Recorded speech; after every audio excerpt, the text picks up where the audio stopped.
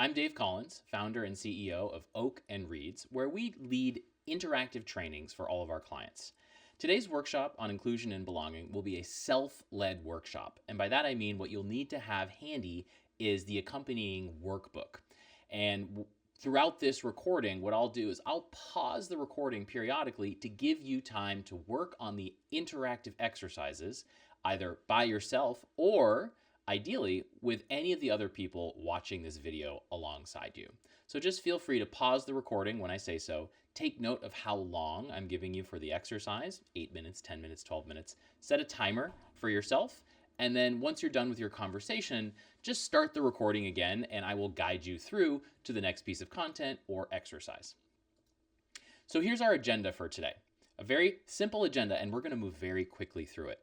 The first thing we're going to talk about is, what does inclusion look like in the workplace? We're going to define our terms. We're going to differentiate between inclusion and belonging, and we're going to make sure we understand what these concepts look like on a day-to-day basis. Next, we're going to talk about behaviors.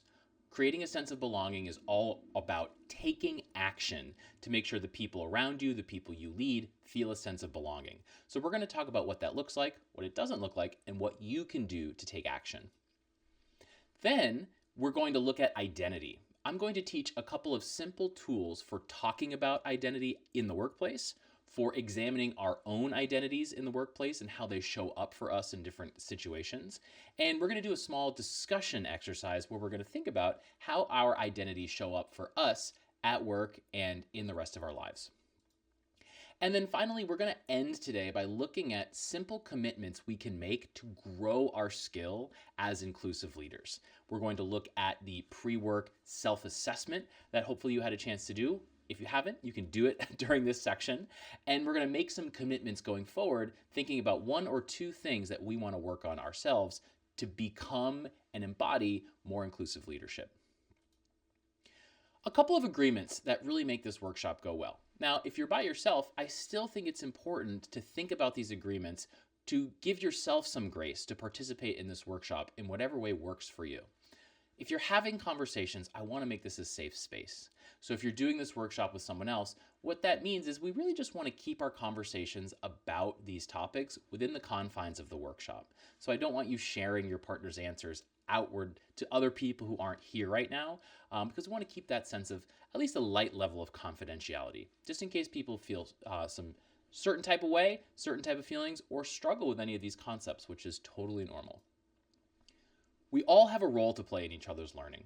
What that means is something that may be obvious to you might not be obvious to someone else, especially if you're working with a partner on this. Share the obvious, because that might not be obvious to them. Also, if you're working on this by yourself, think about writing down or sharing out loud with yourself some obvious observations you may be thinking but haven't actually put to words. Quite literally, write them in your workbook, because sometimes just seeing our own words with our own eyes can change our perspectives on some of these topics. Also, you may have questions. I'll be available afterwards via email or in our next workshop to think about asking me those questions. But also, not all questions are going to have answers. It's still worth it to ask those questions of ourselves, of the people we're doing these exercises with, or of the broader culture. But sometimes we won't get an easy answer, and that has to be okay, at least for the sake of today's workshop. Still worth asking. Participate in whatever way works for you today. Some of these exercises you may be really eager to jump in and share. Some may be a little more uncomfortable for you, and in those cases, it may be worth observing or simply listening if you're sharing this workshop with a partner. Whatever way works for you today is okay. Especially since this is a video, you can always return to these exercises and tackle them in the future. Also, anytime we're talking about challenging topics like belonging or inclusion, some people may say things imperfectly. And so if something comes up that strikes you or hits you in an uncomfortable way, I would really encourage you to start with curiosity rather than judgment. By that I mean ask a question to clarify what someone means rather than immediately judging them for saying something that may not be exactly what they meant. Curiosity over judgment make this workshop go really, really well. Step up and step back. Since this is a self-led workshop, this is a little less important because this is mostly for group discussions. But all I really mean by step up and step back is if this is something that you typically don't speak up in workshops like this, I want to challenge you to step up and share a little bit more, be a little bit more open.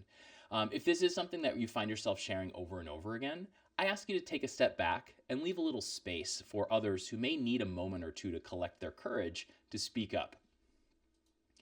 And especially if you're doing this with other people in the room, pause the video right now and ask if these agreements make sense and make sure everyone is on board. Also, if there's something anyone would like to add in the group that you're taking this video workshop in, add it to the list. Otherwise, give yourselves a thumbs up, make sure everyone in the room agrees that we can follow these agreements, and then we can move on. Welcome back. We're going to warm up today by doing a brief interactive exercise with whomever you're with. For this exercise, I'd like you to set a timer for 5 minutes, and with a partner, I would like you to answer the following 3 questions. Very simply, what's one thing on your mind? It could be a work thing on your mind, it could be a personal thing on your mind, whatever's on your mind that you're bringing with you into this workshop. I ask you to share that so you can let that go and be present for the rest of this workshop. I'd also like you to ask, what's one question you have about today's topics? We just covered the agenda, so I'm curious, is there something in particular you'd like to learn, something you've found yourself being confused about in the past, or just an area that you'd like to learn more? What's one question you have? And then finally, what's one personal goal you have for this workshop? An intention. We'll have an opportunity to revisit that at the end. Set a timer for 5 minutes, and when you're done, hit play.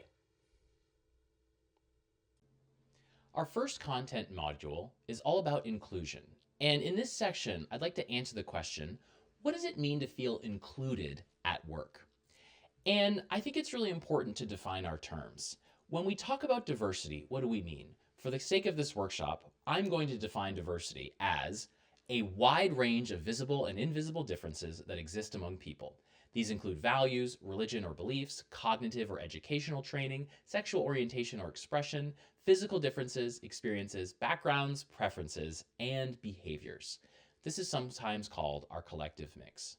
Diversity is something that any group of people has, whether it's visible or invisible. Any group of more than 2 people has diversity. And the question is, how can we make that diversity really feel comfortable and confident showing up as their best selves, especially in a workplace? This brings us to the definition of inclusion. Inclusion are actions. So, inclusion are behaviors that cultivate an environment to which all people are included, treated equitably, respectfully, have equal access to opportunities, resources, and can be themselves while contributing to the organization's success. This is described as making the mix work. Diversity is a noun. It's something all groups of people have. Inclusion is a verb. It's something that you do. So what is inclusion? Here's a great quote from Korn Ferry, the HR services firm. While getting diversity is challenging, making the mix work, in other words, inclusion, is harder. The key to making the mix work, inclusion, is for the entire system to nurture and enable the mix. I like to think of the metaphor of gardening. Now, if you're a gardener, you may have tried planting seeds before.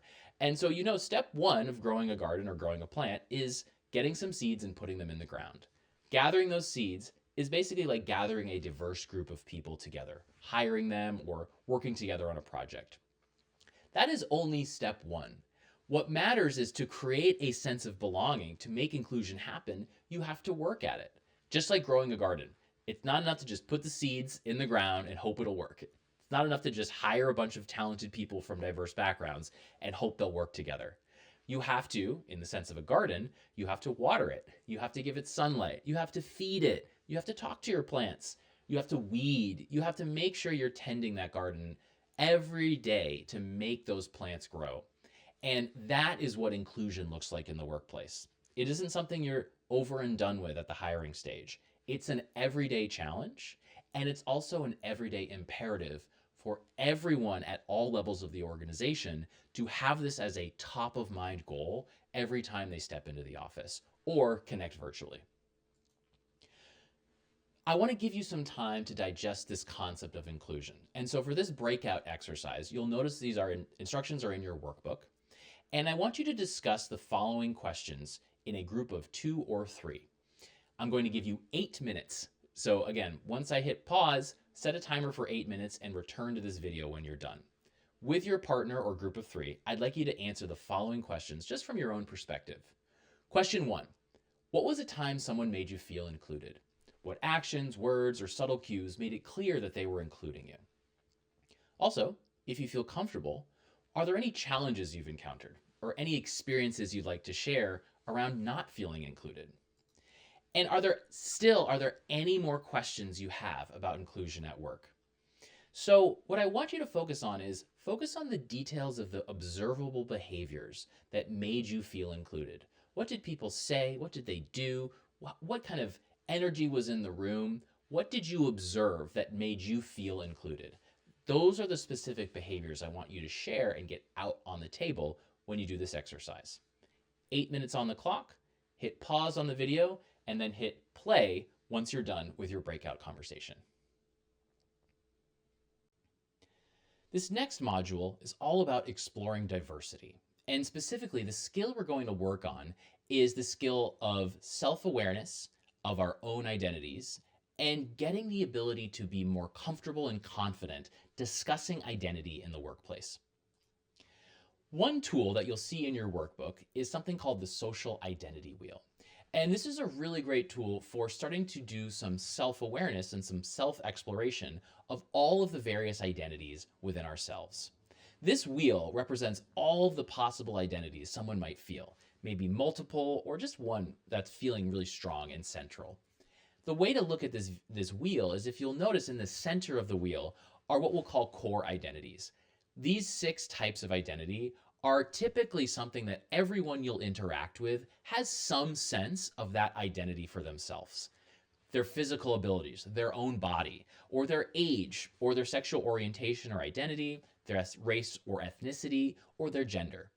Most people have some sense of what those identities are, which is why we call them core identities, kind of common identities that most people will be able to explain or understand for themselves.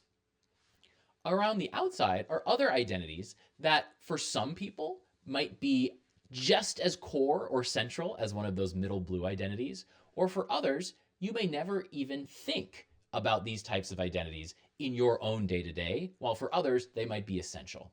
So we have things like your physical appearance, your politics, your marital status. Are you married? Are you single? Are you divorced? Or around the wheel here, we have thinking styles. How do you like to learn? How do you prefer to communicate? Are you a visual learner? Are you an auditory learner?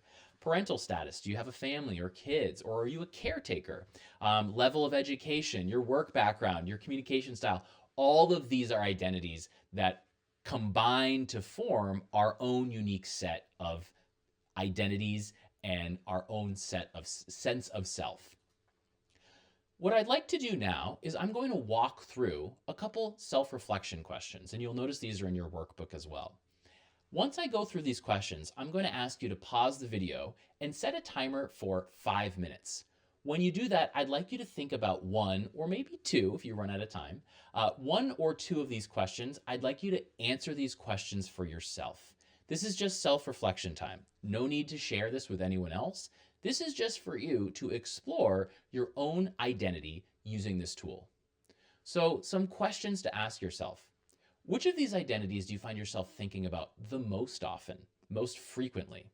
Does that change whether you're at work or at home? Which of these identities do you think about least often?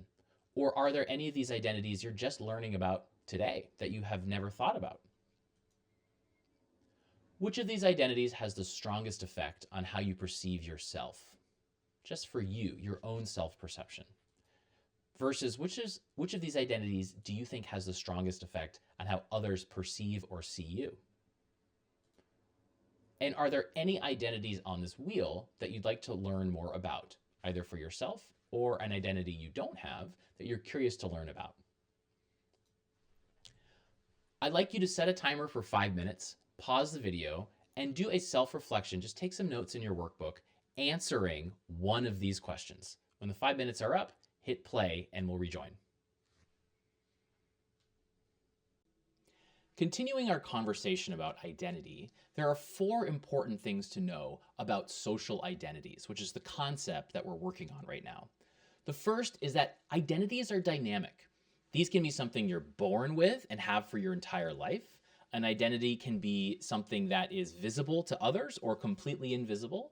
It could be stable or shifting. For example, our age is an identity that for every single person on the planet, whether we like it or not, is constantly changing, which is an identity that is dynamic. Our relationship to our changing age is always shifting.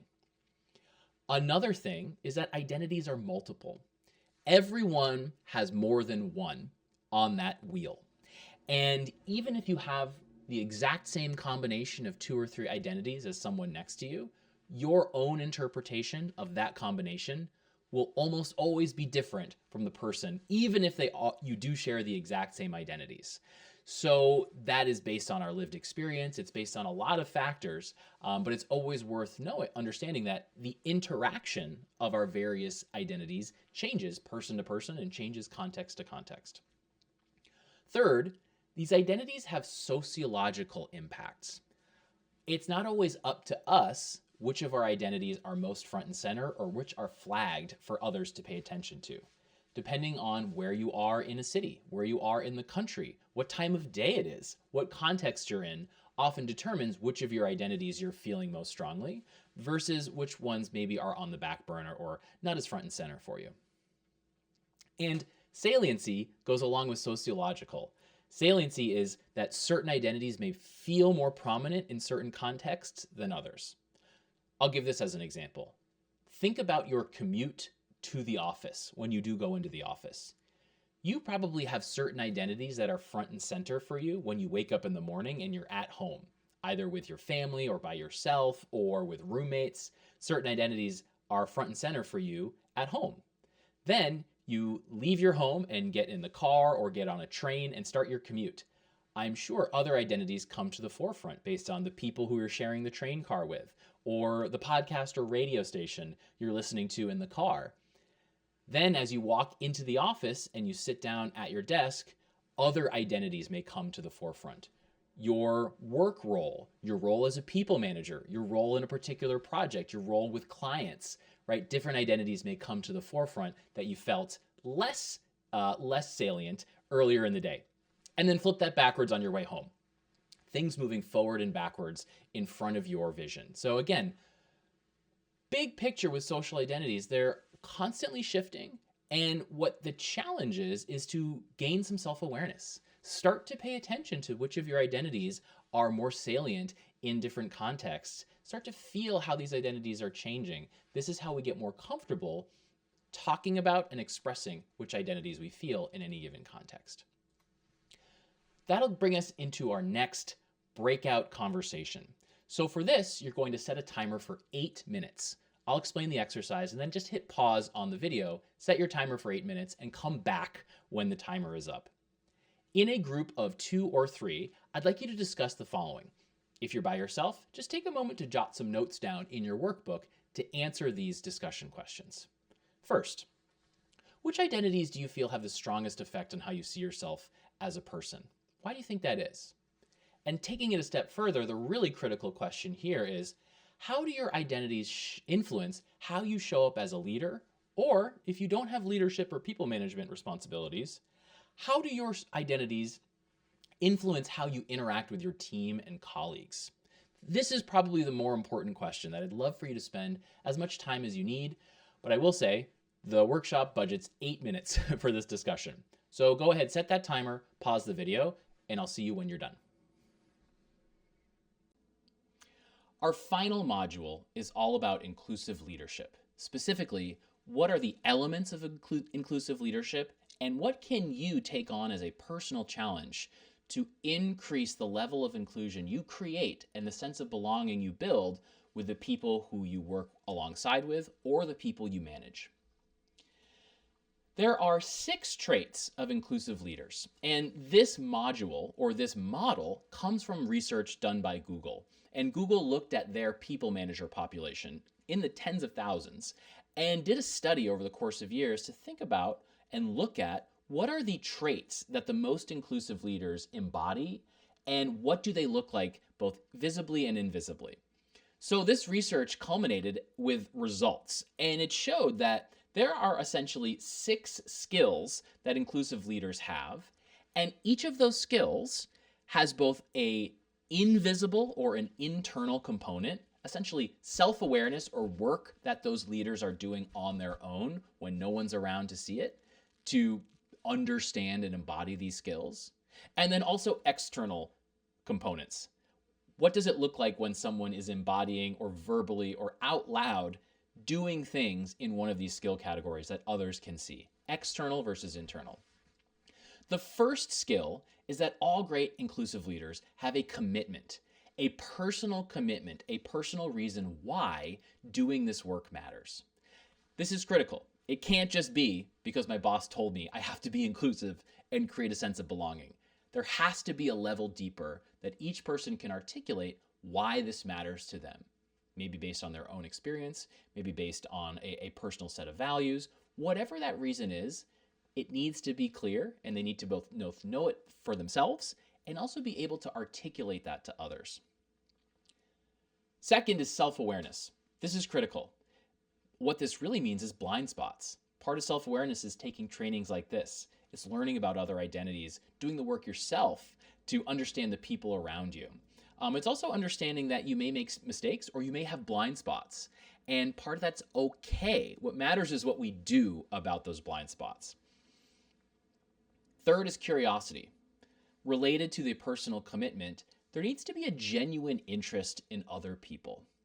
It is impossible to be good at talking about identity and good at creating a sense of belonging if you don't care about the people around you. And so having that genuine curiosity helps drive some of the work and the research and the understanding that this work requires. Fourth, humility. It's critical for inclusive leaders to be humble. And what I mean by that is to understand that when you do make a mistake, and there will be mistakes to be made as you're doing this work and growing, it's important to own that error. If you misspeak or you say something wrong or you do the wrong thing, own that immediately and then move on. Take action. You don't want to dwell in these mistakes. That is the opposite of humility. Humility is knowing when to speak up and also knowing when to be quiet. Just as important when your voice isn't what's needed in a conversation. Fifth, courage.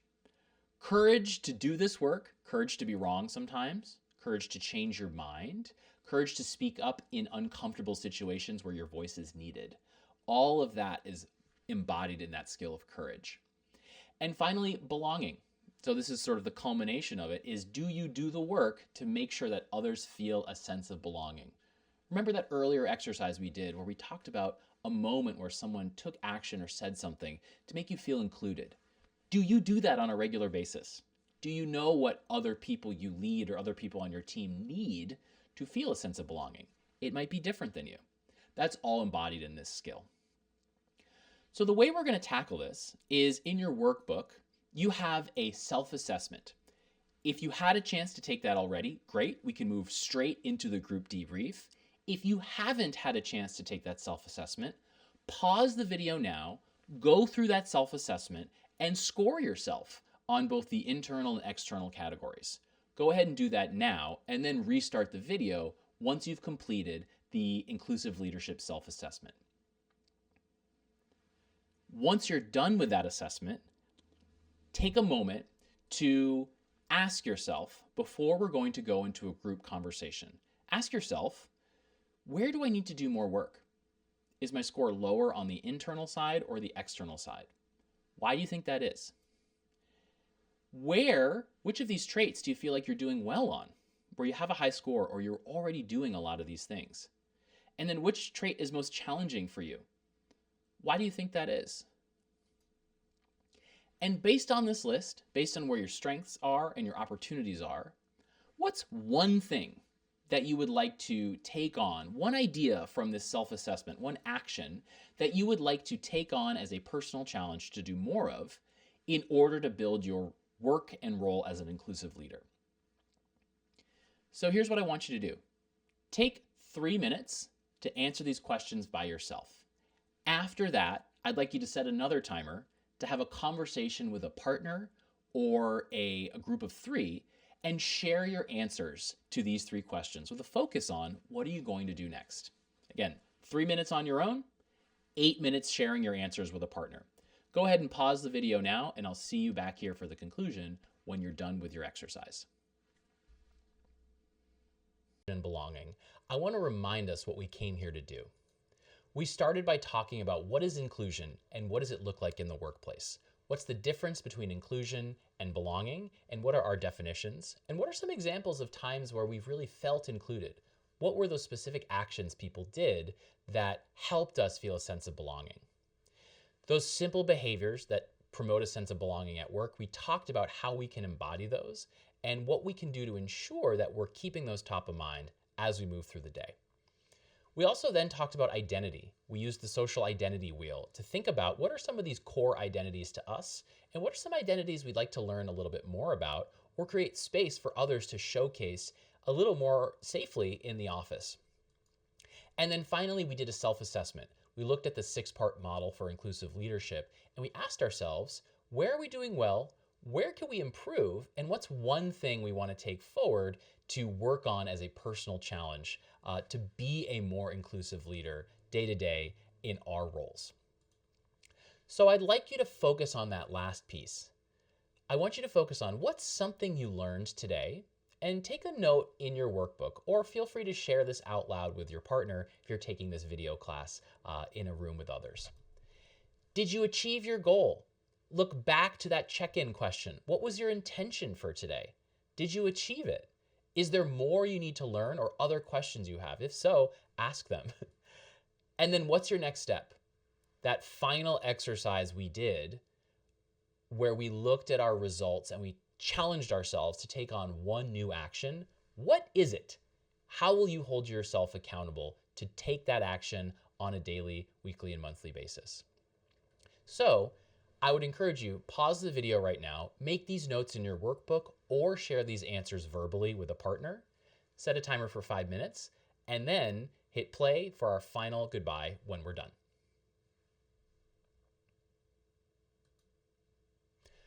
Thank you for participating in today's workshop. I hope you got a lot out of these exercises, and I really hope you learned something about yourself and potentially the people you took this workshop with or the people you lead. There will be many more workshops like this to come. So in the meantime, I would ask you, if you have questions, email me, dave@oakenreads.com, or do some research. A lot of information is out there, and I trust that you will use it and you will learn a lot if you do that exploration. So until then, have a great rest of your day, and I'll see you at our next workshop.